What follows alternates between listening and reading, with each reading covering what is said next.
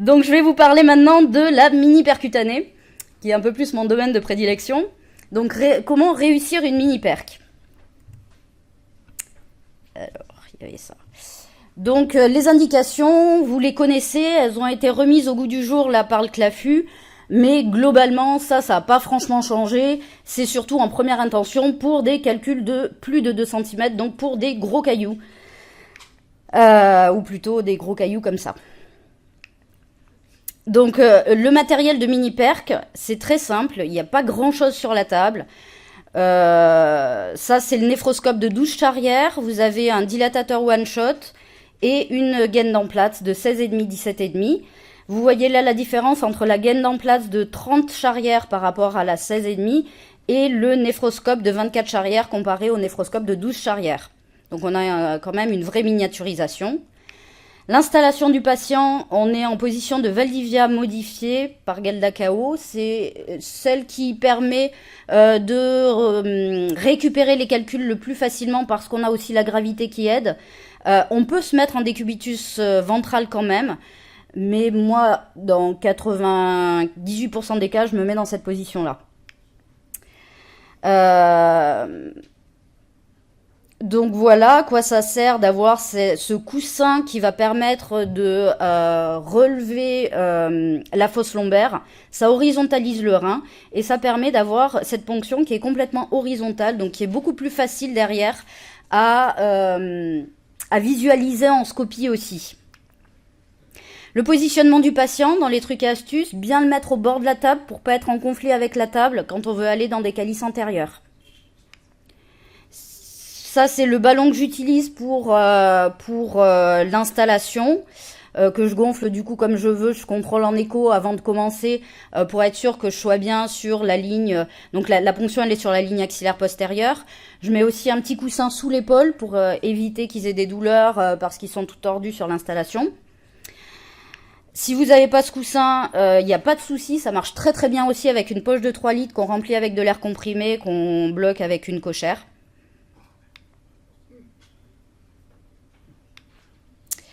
Ensuite, une fois qu'on a installé le patient, quel calice on va ponctionner? Alors il faut choisir le calice qui permet le traitement du plus gros calcul. Donc, et qui permet si possible l'accès au bassinet à d'autres calices. Donc là, si vous avez un calcul qui est calicial inférieur et piélique, et ben vous allez ponctionner directement dans le calice inférieur, même si c'est pas là que le radiologue aura mis une néphrostomie, hein, parce que forcément le calcul il va occuper tout l'espace à cet endroit-là. C'est cet espace-là qu'il va falloir ponctionner pour avoir accès au calcul et pour pouvoir traiter l'ensemble du calcul. Si le calcul est au-dessus avec une tige calicielle toute fine, bah, si vous ponctionnez par en bas, vous risquez de ne pas y avoir accès. Donc à ce moment-là, il faut ponctionner directement sur le calcul aussi, carrément en haut. Et puis si vous avez les deux, eh ben, on se discute éventuellement une deuxième ponction. Donc le CLAFU recommande de réaliser un scanner préopératoire pour planifier le geste chirurgical. Donc pourquoi? Là, vous avez des vieux films d'ASP et d'UIV. Qui représente à peu près la même chose, hein, donc un gros calcul piélique et caliciel inférieur. Et ben dans le premier cas, pas de souci, la ponction se fait sans problème. Et dans le deuxième cas, vous voyez qu'il y a un côlon rétro-rénal et donc qui empêche la ponction du calice inférieur comme on l'aurait souhaité. Donc c'est absolument indispensable de faire le scanner et de l'étudier avant de prévoir une ponction. La ponction, alors avant la ponction, donc ça c'est dans les nouvelles recos, on recommande d'administrer 1 g d'acide tranexamique à l'induction des NLPC en absence de contre-indication, ce qui arrive quasiment jamais, et en accord avec l'équipe anesthésique. Donc maintenant moi c'est dans ma checklist de mini-perc, est-ce que vous avez fait de l'hexacil? Donc c'est 1 g d'hexacil à l'induction, et ça permet dans les études de diminuer les temps opératoires, diminuer les complications de saignement, et d'avoir plus de stone free. Et il est suggéré de réaliser la ponction en utilisant un guidage fluoroscopique ou échographique ou en combinant les deux techniques, sachant que de combiner les deux techniques, on est le plus safe. Alors, le geste commence par la montée de la sonde urétérale toujours, si c'est faisable, hein, bien sûr, si on a un accès aux bas appareils. Ça permet d'aller dilater les cavités, ça permet d'aller visualiser nos cavités, de mieux définir l'axe de notre ponction. ça gonfle les cavités, donc ça facilite l'échographie, ça facilite la ponction. On est sûr, une fois qu'on a ponctionné, d'avoir du liquide, donc on peut mettre du bleu ou pas de bleu. Il vaut mieux mettre du bleu quand il y a des kystes en plus. On fait la ponction sous échographie.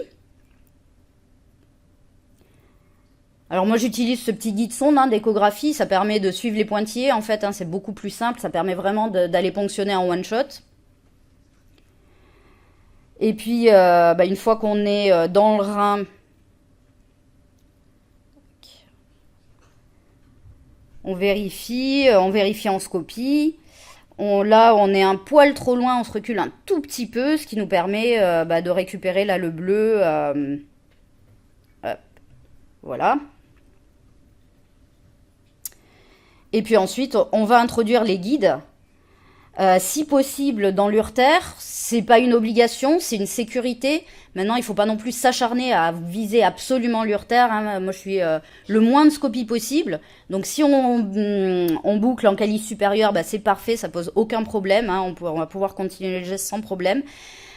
Si on a un tout petit truc juste devant le calcul, on est beaucoup moins en sécurité. Donc là, il faudra faire vraiment gaffe pour la dilatation. Mais ça fait aussi, de temps en temps, on peut pas faire mieux. Pour le guide, moi j'utilise un guide sensor avec les aiguilles que j'utilise. Si vous utilisez un guide Terumo, ça va se peler. Donc ça, c'était un guide que j'avais pris à l'essai. Vous voyez, il est ressorti en morceaux. Après, il faut aller récupérer tous les morceaux dans le patient. Donc ça, c'est dans l'aiguille, en fait, que ça se pèle quand vous faites des allers-retours dedans. Et le sensor, il est à peu près safe là-dessus. Sauf vraiment la partie distale qui peut se peler quand même. Donc, si on n'est pas complètement dans le rein, ça, c'est l'ajustement en scopie. Vous mettez une pince sur le rein, enfin, au niveau de l'aire rénale, vous ponctionnez, et ensuite, vous faites, avec l'ampli, une bascule de 20 à 30 degrés. Et vous voyez comment se dirigent l'aiguille et la pince. Et là, vous voyez que la pince, elle est partie vers le bas de l'écran et l'aiguille est partie vers le haut. Donc, ça veut dire que l'aiguille, elle est en arrière du rein. Parce que la pince, elle est forcément au-dessus du rein. Donc, du coup, vous réajustez, vous reponctionnez un peu plus antérieur. Et normalement, après, vous arrivez à récupérer votre rein. Donc si on n'a toujours pas de liquide au bout de l'aiguille, qu'est-ce qu'on va faire?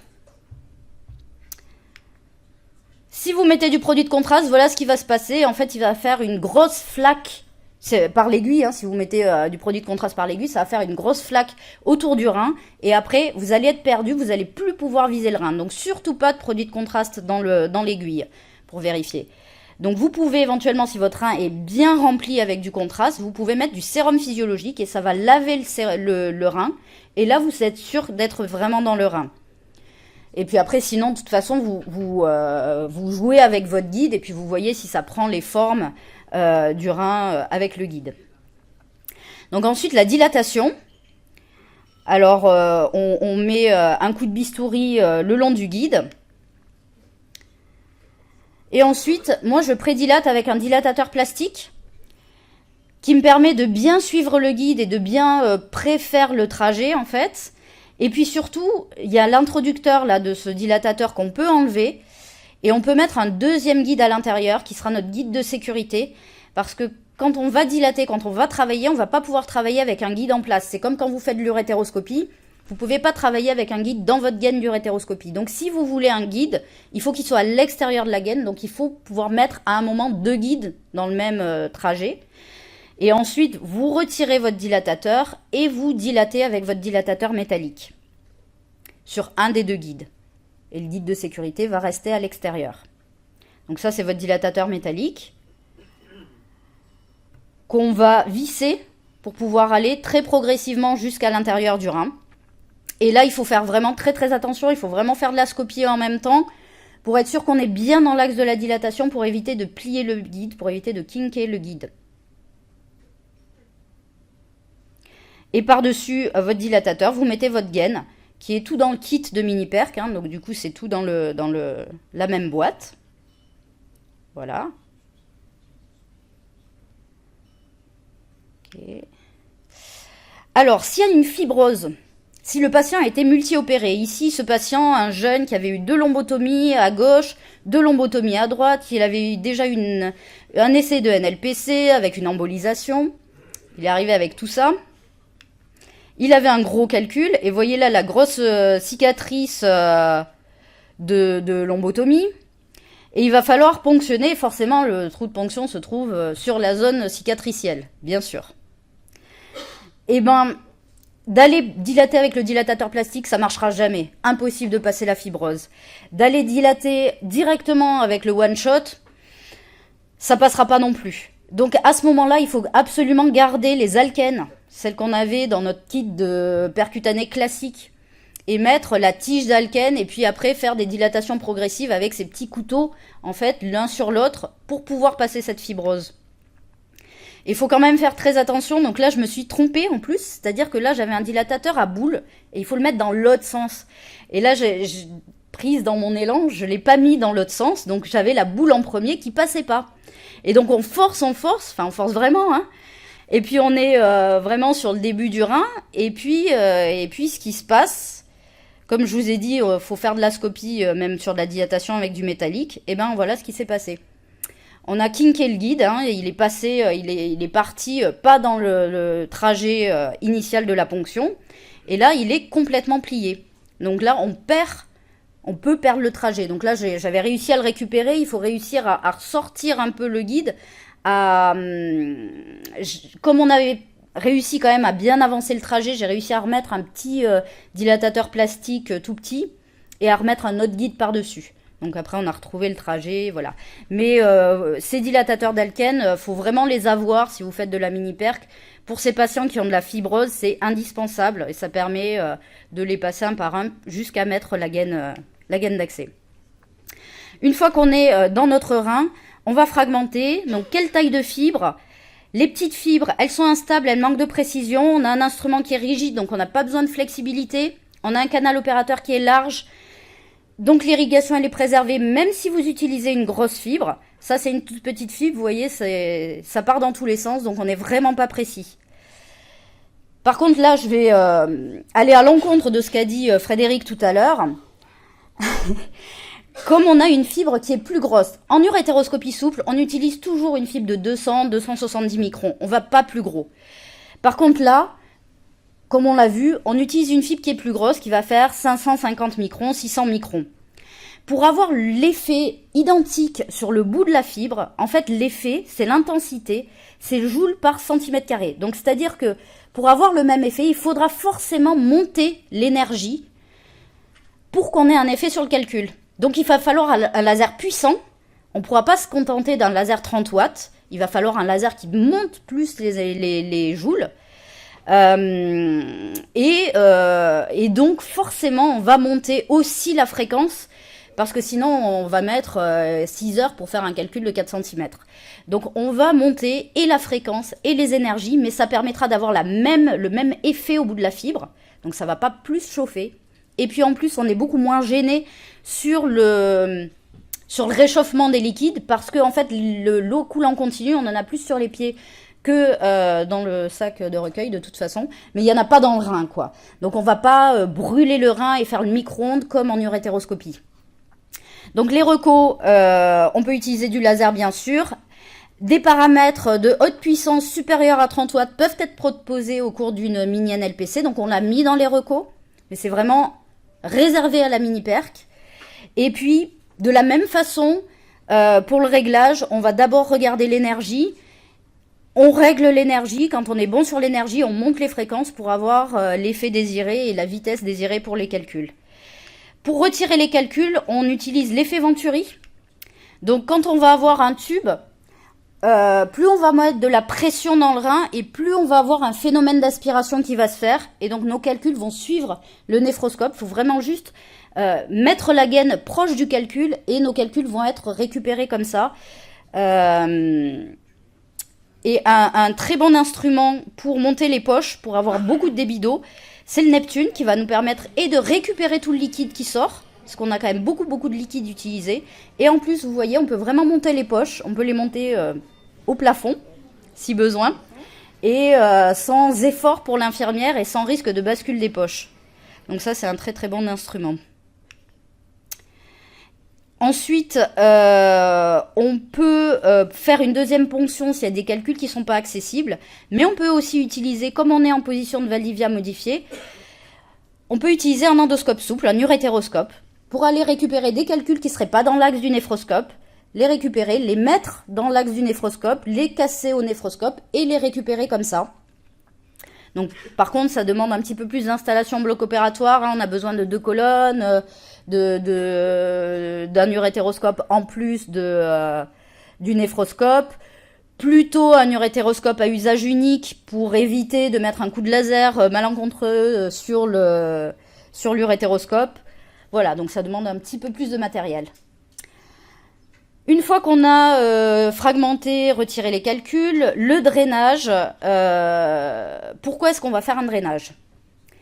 Donc on va faire des drainages s'il y a des caillots, s'il y a des calculs ou des fragments résiduels, des fragments tissulaires, de l'œdème, des traumatismes. Alors moi, globalement, je laisse systématiquement au moins une sonde urétérale et une sonde vésicale pendant 24 heures. Donc ça, c'est vraiment pour faire mettre le rein à basse pression, quoi, pour que le trou qu'on a fait se referme. Si en plus on a un œdème de la jonction, et ben là on risque d'avoir la colique néphrétique, sauf que la colique néphrétique va se traduire en une fistule urinaire parce que le trop plein d'urine dans le rein va s'écouler par la cicatrice. Donc du coup là, si on a un risque avec des petits fragments résiduels ou un œdème de la jonction, on va mettre une GJ. Et si on a un calcul infectieux suspecté ou des ECBU préopératoires positifs, notamment à Proteus, etc., à ce moment-là, en plus, je vais laisser une néphrostomie. Donc vraiment pour le côté plus infectieux, la néphrostomie. Et aussi pour surveiller s'il y a eu un peu de saignement, pour surveiller que le saignement se tarit bien, voilà. En conclusion, l'installation, c'est le Valdivia modifié avec le patient au bord de la table.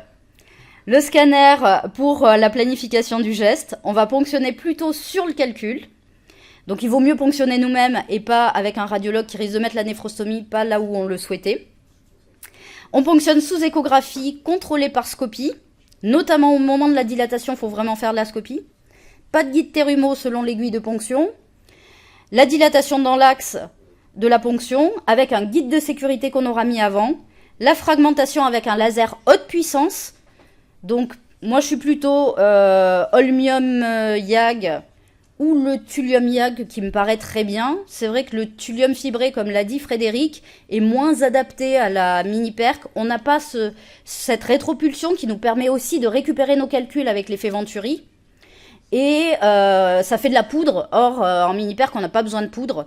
Tous les microfragments, en fait, s'évacuent en continu avec l'effet Venturi.